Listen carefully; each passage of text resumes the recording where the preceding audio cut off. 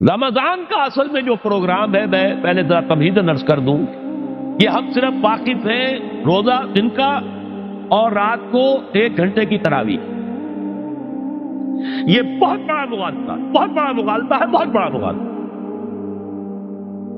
روز اصل میں رمضان کا پروگرام کیا ہے؟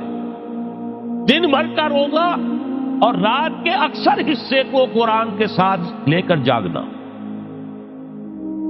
لیکن حکمت خداوندی نے پہلے حصے کو تو فرض کیا ہے، دوسرے کو فرض نہیں کیا، اس کو ترغیب اور تشویق پر چھوڑ دیا۔ لیکن اس کی جو اہمیت ہے میں چاہتا ہوں کہ پہلے اچھی طرح اس کو سمجھ لیں آپ۔ دیکھیے پہلی حدیث اس میں ہے ان سلمان الفارسی رضی اللہ تعالی عنہ قال خطبنا رسول اللہ صلی اللہ علیہ وسلم فی آخر یوم من شعبان۔ حضرت سلمان فارسی سے مروی ہے، انہوں نے فرمایا کہ خطبہ ارشاد فرمایا ہمیں اللہ کے رسول نے صلی اللہ علیہ وسلم شعبان کے آخری دن۔ فقال، آپ نے ارشاد فرمایا، یہ خطبہ طویل ہے، میں نے صرف شروع کے چند جملے یہاں نقل کیے ہیں۔ یا ایھا الناس قد اظلکم شہر عظیم، اے لوگوں تم پر ایک بہت عظمتوں والا مہینہ سایہ فگن ہو گیا ہے۔ دیکھیے سایہ فگن سے وہ انگریزی کا وہاں پر آپ کے ذہن میں آنا چاہیے، coming events cast their shadows before. ابھی رمضان شروع نہیں ہوا ہے، شعبان کا آخری دن ہے، تو وہ کمنگ ایونٹ جو ہے رمضان مبارک، اس کا سایہ آ گیا ہے تم پر، اس لیے حضور نے وہ لفظ استعمال کیا قد اظلکم، ظلال کہتے سائے کو، قد اظلکم شہر عظیم، بڑی عظمت والا مہینہ ہے، شہر مبارک، بہت برکت والا مہینہ ہے، شہر فیہ لیلۃ خیر من الف شہر، اس میں ایک رات وہ بھی ہے، وہ مہینہ جس میں ایک رات وہ بھی ہے جو 1000 مہینوں سے افضل ہے۔ انا انزلناہ فی لیلۃ القدر وما ادراک ما لیلۃ القدر لیلۃ القدر خیر من الف شہر۔ اب جو اگلے 2 جملے ہیں وہ نوٹ کیجئے، جعل اللہ صیامہ فریضۃ وقیام لیلہ تطوعا، اللہ نے ٹھہرایا ہے، قرار دیا ہے اس کا روزہ رکھنا تو فرض کے درجے، اور اس کی رات کا قیام تطوع کے درجے میں، اپنی مرضی پر، اپنی خواہش پر، نفل کے طور پر یہ تم پر لکھ دیا گیا ہے، لکھا تو گیا ہے، جعلہ تو ہے۔ مجعول کا جو پہلا مفعول ہے وہ کیا ہے؟ جعلہ کا مجعول اول کیا ہے؟ دن کا روزہ، اور مجعول ثانی کیا ہے؟ قیام لیلہ، رات کو کھڑا رہنا۔ اب یہ رات کا کھڑا رہنا، اس کی کتنی مقدار ہوگی؟ کہاں سے معلوم کریں گے؟ قرآن سے۔ جب یہ لفظ آیا ہے سورہ مزمل میں، یا ایھا المزمل قم اللیل الا قلیلا نصفہ او انقص منہ قلیلا او زد علیہ ورتل القرآن ترتیلا، یہ معنی ہے اے لحاظ کپل میں لپٹ کر لیٹنے والے، کھڑے رہا کرو رات کو سوائے اس کے تھوڑے سے حصے کے، یعنی آدھی رات یا اس میں تھوڑا سا کم کر لو، جسے پھر کہا مفسرین نے 1/3 رات کم سے کم، اور زد علیہ، یا آدھی پر بھی کچھ زیادہ کرو، یہ 2/3 رات ہو گئے۔ وَرَتِّلِ الْقُرْآنَ تَرْتِیلًا، اور قرآن کو اتارا کرو تھوڑا تھوڑا، یہ ترتیل، تفریل، تنزیل، جیسے قرآن تھوڑا تھوڑا محبت پر نازل ہوا صلی اللہ علیہ وسلم، ایسے ہی تھوڑا تھوڑا تھوڑا قرآن اپنے اندر اتارو، ہیمر اٹ ڈاؤن، اپنے ذہنوں میں اتارو، اپنے قلب میں اتارو۔ اس کے لیے رات کو کھڑے رہو، اور قیام اللیل کم سے کم 3 شب کے اوپر اطلاق ہوگا، اس سے کم پر تو اطلاق ہے ہی نہیں۔ اگلی حدیث پڑھیے، اور یہ ہے جو عام طور پر ہر مسجد میں بھی آج کل خوب یہ گونج رہی ہوگی، حدیث بیان ہوتی ہے، اس لیے کہ بخاری اور مسلم دونوں میں موجود ہے، متفق علیہ روایت ہے، اس سے اونچا تو درجہ سند کے اعتبار سے تو حدیث کا کوئی اور درجہ اس سے اونچا ہے نہیں۔ عن ابی ہریرہ رضی اللہ عنہ قال قال رسول اللہ صلی اللہ علیہ وسلم، حضرت ابو ہریرہ سے روایت ہے، آپ نے فرمایا کہ حضور نے ارشاد فرمایا، من صام رمضان ایمانا و احتسابا غفر له ما تقدم من ذنبه، جس نے روزہ رکھا رمضان مبارک کے دوران اللہ پر یقین رکھتے ہوئے اور اس سے اجر و ثواب کے حاصل ہونے کی امید میں، اس کے تمام پچھلے گناہ معاف ہو جاتے ہیں۔ ومن قام رمضان ایمانا واحتسابا غفر له ما تقدم من ذنبه، اور جو کھڑا رہا رمضان کے دوران، کھڑا رہا ہے، جیسے ساما، میں نے شروع میں آپ سے عرض کر دیا تھا یہ مصدر ساما یصوم صوما قام یقوم قیاما، ومن قام رمضان، جو کھڑا رہا رمضان کے دوران، پورے رمضان کے دوران کھڑا رہا، ایمان و احتساباً کی شرط پھر وہی ہے، غفر له ما تقدم من ذنبه، وہی اجر اس کا بھی ہے۔ ومن قام لیلۃ القدر ایمانا واحتسابا غفر له ما تقدم من ذنبه، اور جو خاص طور پر لیلۃ القدر میں کھڑا رہا ایمان اور احتساب کے ساتھ، اس کے بھی پچھلے گناہ معاف ہو گئے۔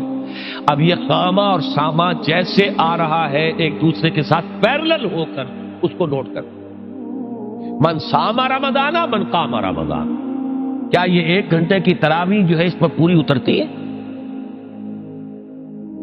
نسبت خاک رابع عالم پاک کو تک کوئی اس میں ریشو پروپورشن جڑتی نہیں۔ اگلی حدیث بھی پڑھ لیجیے، یہ وہی آگے عبداللہ ابن عمرو بن العاص رضی اللہ تعالی عنہما، جن کے بارے میں نے عرض کیا تھا، بہت ہی زاہد منش، بڑے عابد، ہر روز روزہ اور پوری رات نماز پڑھتے تھے، پورا بھی ہے اس کے۔ عن عبداللہ ابن عمرو رضی اللہ عنہما ان رسول اللہ صلی اللہ علیہ وسلم قال الصیام والقرآن یشفعان للعبد، روزہ اور قرآن دونوں بندے کے حق میں شفاعت کریں گے۔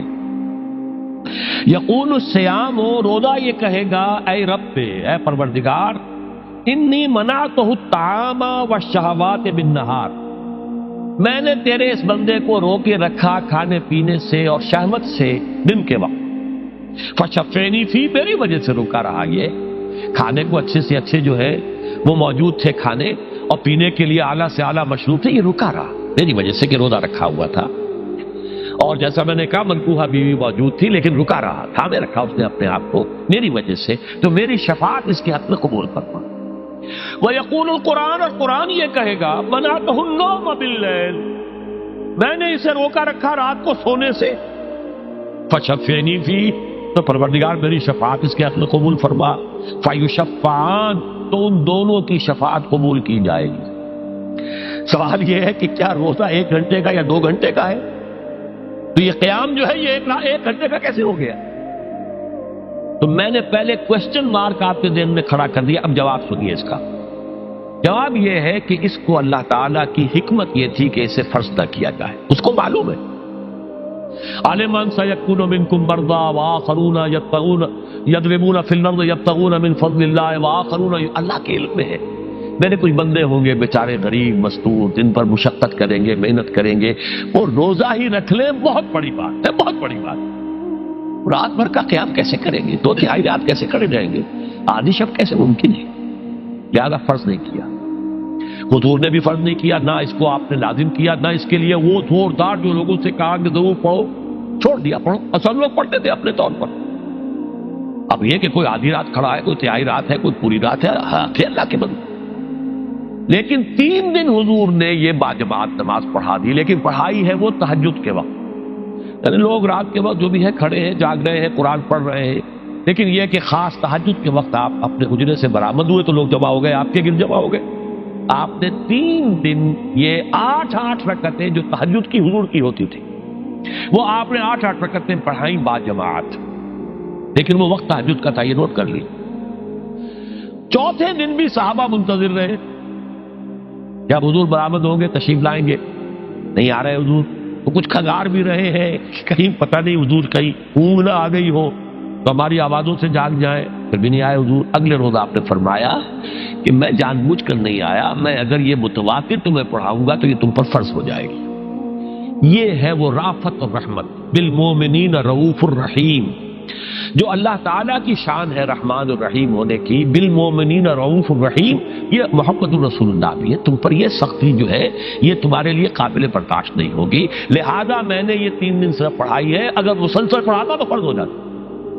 یہاں تک تو ہے حکمت نبوی کا معاملہ، اب آیا حکمت صحابی یا حکمت خلیفہ راشد۔ یہی معاملہ رہا حضور کی حیات طیبہ کے دوران، یہی حضرت ابو بکر رضی اللہ تعالیٰ عنہ کی خلافت کے دوران، یہی حضرت عمر کا بھی ابتدائی دور۔ لیکن دور خلافت عمر فاروق کے دوران یہ واقعہ آیا کہ حضرت عمر داخل ہوئے مسجد میں، دیکھا رات کے وقت ابھی کوئی باجماعت تراویح کا کوئی انتظام نہیں تھا. آپ نے دیکھا کچھ لوگ مسجد کے اس کونے میں کھڑے ہیں, ایک حافظ ہے, سادے تو حافظ نہیں ہوتے تھے نا, تو کوئی حافظ ادھر, انہوں نے 5 6 7 8 آدمیوں نے کسی حافظ سے گزارش کی, وہ انہیں قرآن سنا رہا ہے, وہ کھڑے سن رہے, کوئی دوسرے کونے میں ایک دم کٹا ہے, کوئی تیسری طرف ہے, کہیں ہے, تولیوں کے اندر لوگ جو ہے وہ قیام اللیل کا حق ادا کر رہے ہیں. آپ نے فرمایا کیا ہی بہتر ہو کہ یہ سب جمع ہو جائیں کہ امام کے پیچھے, اور پھر یہ کہ اسے عشاء کے ساتھ متصل رکھ دے, تاکہ جس کو کہتے ہیں عربی میں ما لا یترک کلہ لا یترک کلہ, اگر کوئی شے کل کی کل حاصل نہیں ہو سکتی تو کوئی شخص بھی مسلمان بالکل محروم نہ رہ جائے, کم سے کم یہ 20 رکعت تراویح تو پڑھے اور قرآن سن لے, تاکہ کسی نہ کسی درجے میں تو اس کا بھی حصہ ہو جائے اس کی برکات میں سے. یہ ہے حکمت حضرت عمر فاروق کے فیصلے کی. اور چونکہ حضور نے فرمایا علیکم بسنتی و سنت الخلفاء الراشدین المہدیین, تم پر لازم ہے کہ میری سنت کو اور میرے خلفاء راشدین کی سنت کو مضبوطی سے پکڑو.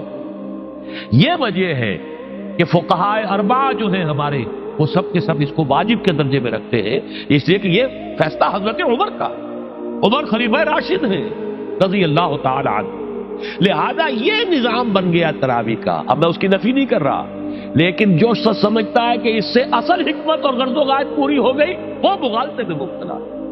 یہ تو علی الاقل کم سے کم اس درجے میں کہ ہر مسلمان کم سے کم اس درجے تک تو جو ہے وہ کچھ نہ کچھ حظ حاصل کر ہی لے, اور وہ اس سے محروم نہ ہو بالکل ہی. ما لا یدرک کلہ لا یترک کلہ, اس درجے میں حضرت عمر کا فیصلہ ہے, اور اسی کی وجہ سے ہمارے خلفاء, ہمارے جو ائمہ اربعہ انہوں نے قبول کیا ہے. اور یہی اس مسئلے کا حل ہو جائے گا جو اہل حدیث حضرات اس کے اوپر جو ہے چیلنج بھی شائع کرتے ہیں, کوئی ثابت کر دے حضور سے 20 رکعتیں تو ہم اتنے لاکھ, ہم بھی کہتے ہیں کہ حضور سے ثابت نہیں ہے, کون کہتا دعویٰ ہی نہیں. یہ تو حضرت عمر کا فیصلہ ہے, حضرت عمر کا فیصلہ, خلیفہ راشد کا فیصلہ, اس کو امت نے قبول کیا ہے, لہذا وہ نظام ہے, رہے گا. اور یہی جو ہے آپ کو معلوم ہے, حالانکہ یہاں اکثریت جو ہے وہاں پر وہ اہل حدیث حضرات کی ہے سعودی عرب میں, حرمین میں وہی 20 رکعت تراویح ہوتی ہے, اس لیے کہ وہ ان کا جو آفیشل مسلک ہے وہ مسلک حنبلی, حنفی نہیں ہے, وہ حنبلی مسلک میں بھی یہی ہے, شافعی میں بھی یہی ہے, مالکی میں تو 36 تک کی روایتیں موجود ہیں, 36 رکعت. لیکن یہ ہے کہ یہ ہے وہ 20 رکعت تراویح کا معاملہ, اس کی نفی میری بات سے نہ سمجھ لیجیے گا, وہ ٹھیک ہے, حضرت عمر کا فیصلہ ہے. پھر یہ کہ یہ آسان ترین ہے کہ عشاء کے ساتھ ہی متصل پڑھ لی, اور آج تو ہماری نیند کا کوئی حصہ اس میں جاتا ہی نہیں, کون سوتا ہے اس سے پہلے سوال ہی پیدا نہیں ہوتا. لیکن یہ جو کہہ رہے ہیں کہ قرآن کہے گا میں نے اسے نیند سے روکے رکھا, اس کا حق کہاں ادا ہوا؟ اس کا حق تو ادا ہوگا کہ تہائی ورنہ نصف شب کے لگ بھگ آپ جاگے قرآن کے ساتھ.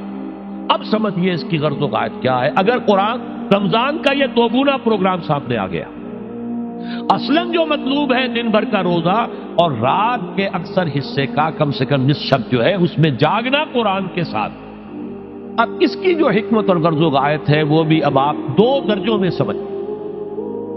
رمضان کا اب 2 اچھا پروگرام, دن میں روزہ رکھو, اس روح کو مزمحل کرو, اس روح کو مزمحل کرو گے, اس میں جسم کو مزمحل کرو گے, حیوانی وجود کو, تو ہی اس روح کو کچھ ریلیف ملے گا. بھاری بوجھ کسی کے قدموں میں پڑا ہوا ہے, وہ کیسے اوپر اٹھے گا؟ ذرا اس کے نیچے جو وزن ہے, لنگر بھاری ہے, جہاز کا کیسے چلے گا, لنگر تو اٹھاؤ. تو اس طریقے سے وہ ذرا بوجھ سے اس کو تھوڑا سا ریلیف دو, رات کو کھڑے ہو جاؤ, اب اپنی روح پر نازل کرو اللہ کے کلام. تیرے ضمیر پہ جب تک نہ ہو نزول کتاب, گرہ کشا ہے نہ راضی نہ صاحب کشاف. اب یہ فوار پڑ رہی ہے تمہارے اوپر, تمہارے اندر اس کو جذب ہونا چاہیے. اس سے کیا ہوگا؟ روح کو تقویت حاصل ہوگی. اس کو مثال سے پہلے سمجھا دو. کوئی شخص پیاس سے مر رہا تھا, اس درجہ پیاسا تھا کہ اس کے اوپر بے ہوشی بھی طاری ہو گئی. کوئی شخص آیا, اس نے پہلے اس کو پانی کے چھینٹے دیے, کچھ ہوش میں آیا, اب اسے پانی کا کوئی کٹورا لگا دیا اس کے منہ سے. پانی کے ایک گھونٹ کی جو لذت اسے اس وقت محسوس ہوگی, کیا کبھی زندگی میں کسی کو محسوس ہو سکتی؟ یہ پانی کتنی بڑی قیمت ہے, قیمتی شے ہے. یہ تو اسی سے پوچھئے جسے شخص پیاس لگی تھی, اور پیاس کی وجہ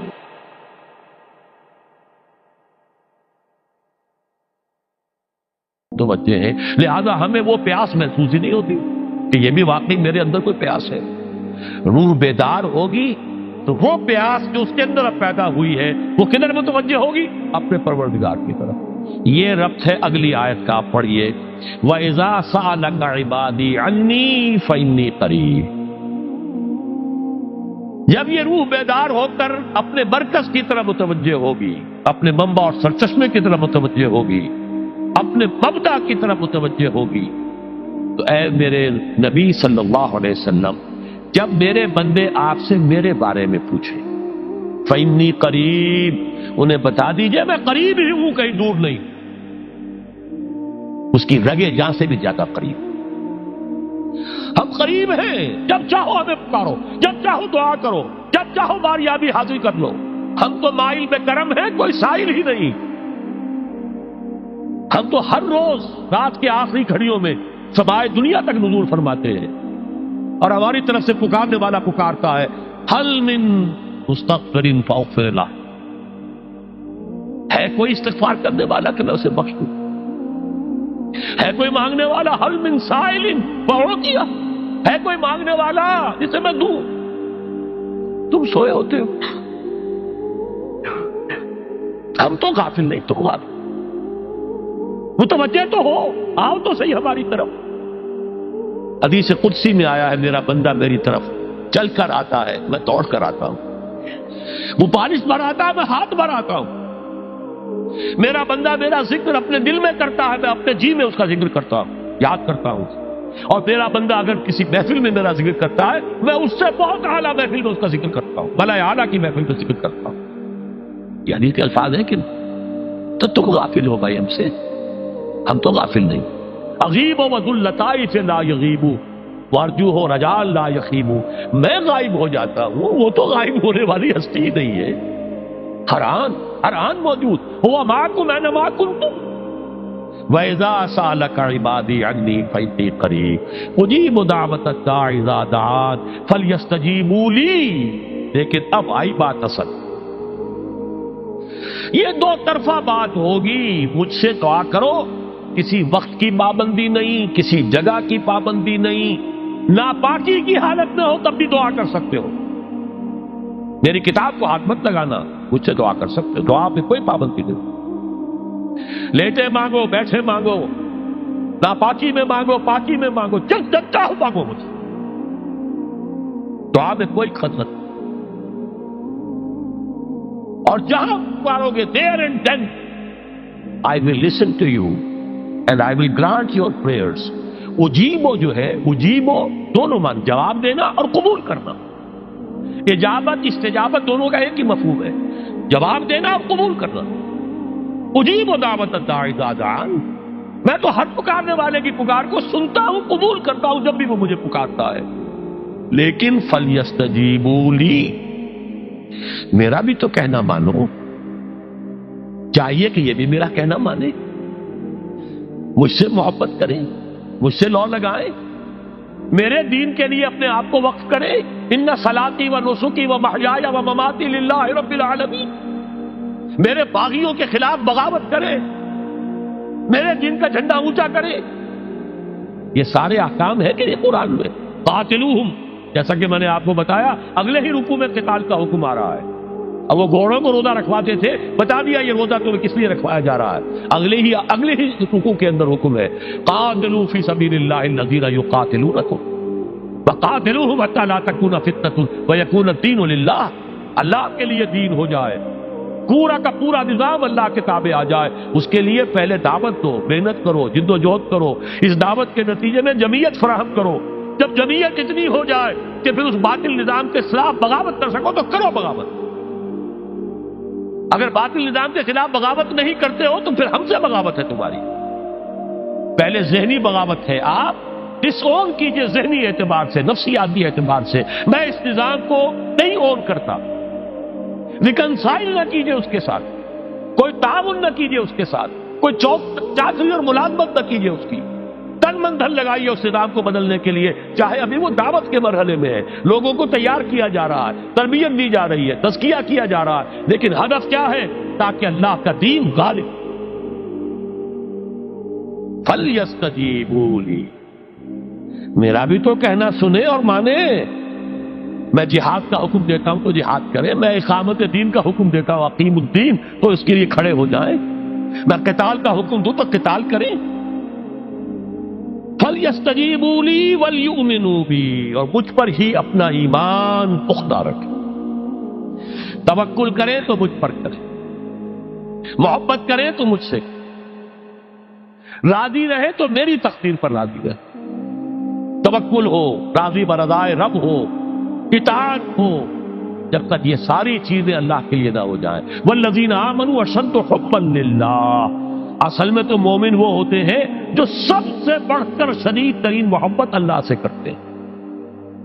قل ان کان آباؤکم وابناؤکم واخوانکم وازواجکم وعشیرتکم واموال اقترفتموها وتجارۃ تخشون کسادها ومساکن ترضونها احب الیکم من اللہ ورسولہ وجہاد فی سبیلہ فتربصوا حتی یاتی اللہ بامرہ واللہ لا یہدی القوم الفاسقین.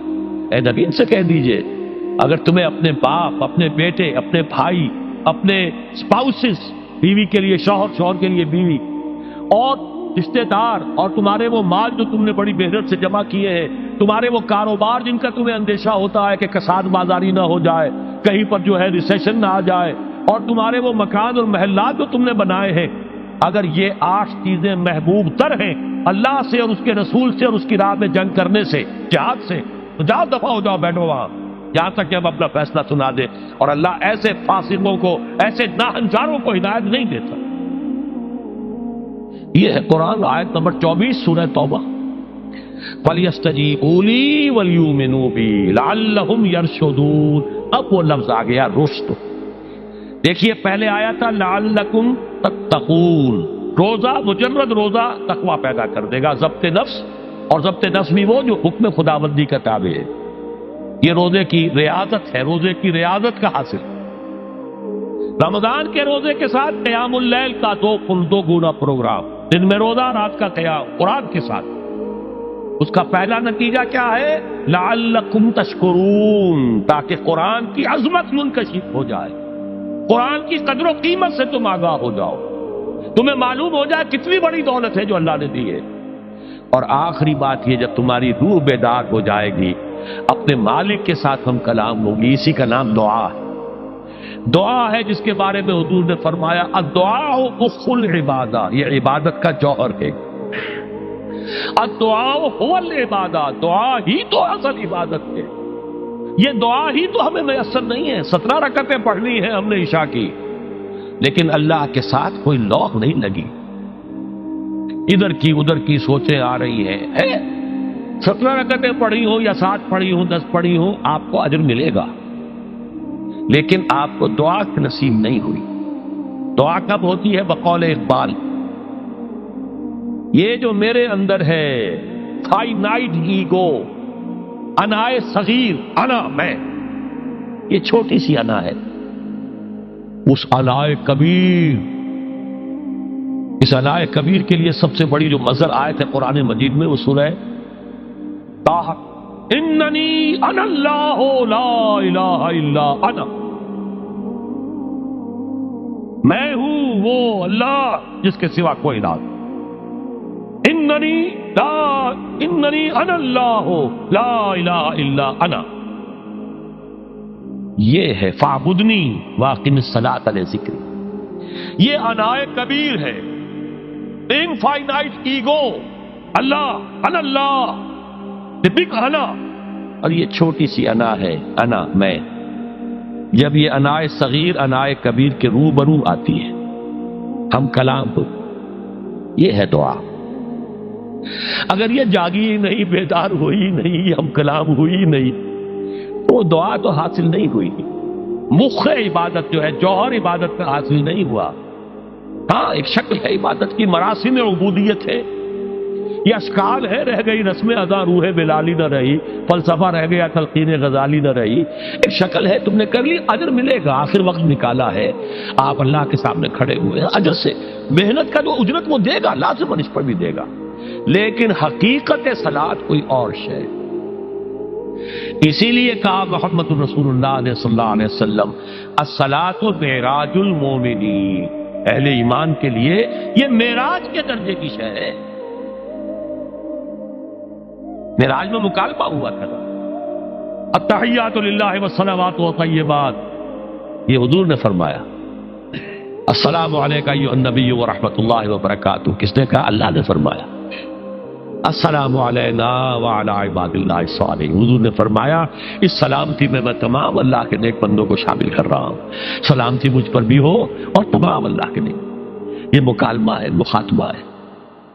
جب تک یہ مکالمے اور مخاطبے کی شکل نہیں، اگر وہ انائے صغیر جاگی ہی نہیں، سوئی ہوئی ہے، بے ہوش ہے، پڑی ہوئی ہے، سسک رہی ہے یا مر چکی ہے، روح مر بھی جاتی، جسم زندہ ہے، روح مر چکی، جسم جان کے ساتھ زندہ ہے، حیوان انسان زندہ ہے، انسان مر چکا۔ اس لیے قرآن کہتا ہے نبی یہ مردہ ہے، اموات غیر احیاء، یہ نہیں سنتے ہیں، یہ آپ کو سمجھتے ہیں آپ کہ یہ بڑے غور سے سن رہے ہیں، نہیں سن رہے ہیں، یہ تو مردہ ہے، روحانی طور پر مردہ ہے، ان کی روح مر چکی ہے، یہ تو حیوان رہ گیا زندہ صرف، یہ چلتے پھرتے مقبرے ہیں، یہ چلتے پھرتے تعزیے ہیں، اس کے سوا کچھ نہیں۔ یہ ابو جہل کون ہے اور ابو لہب کون ہے؟ یہ حیوان ابو جہل ہے اور حیوان ابو لہب ہے۔ ظاہر بات ہے کہ آنکھ تو کتے کی بھی ہے اور بلی کی بھی ہے، اور کان کتے کی بھی ہے، بلی کے بھی ہے۔ کتا بھی دیکھ کر گاڑی آ رہی ہے تو اپنے آپ کو بچاتا ہے، تم نے بچا لیا تو کون سا بڑا کمال کیا۔ وہ اندر کا انسان مر چکا ہے، یہ انسان اندر کا روحانی وجود یا مر چکا یا سسک رہا ہے یا دبا ہوا ہے، بے ہوش ہے۔ یہ بیدار ہو اور ہم کلام ہو، افلاک سے آتا ہے نالوں کا جواب آخر، کرتے ہیں خطاب آخر، اٹھتے ہیں حجاب آخر، آتا ہے اللہ جواب دیتا ہے۔ اجیب دعوت الداعی اذا دعان، روحانی کان کھلے ہو تو تم جواب سنو گے، ان کانوں سے نہیں۔ وہی جب محمد پر آئی تھی ان کانوں سے نہیں آئی تھی، وہ دل پر اتری تھی براہ راست۔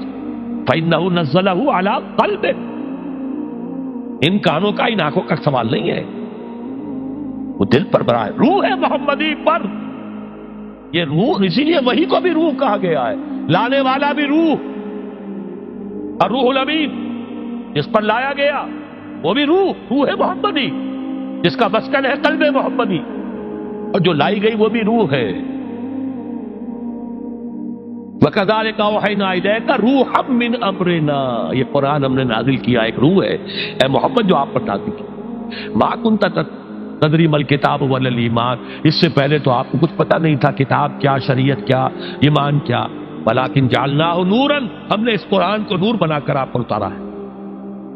یہ ہے، اس کے لیے ہے اصل رشد۔ اب آخری لفظ آیا رشد، یہ گویا کہ جو مختلف الفاظ ہیں قرآن میں، کامیاب، فائزون، اولئک هم الفائزون، ٹھیک ہے، فوز، کامیابی تک پہنچنے والا، اولئک هم المفلحون، یہ ایک اور لفظ ہے، لیکن راشدون یہ چوٹی کا لفظ ہے، اسی لیے صحابہ کے لیے آیا اولئک هم الراشدون سورہ الحجرات میں۔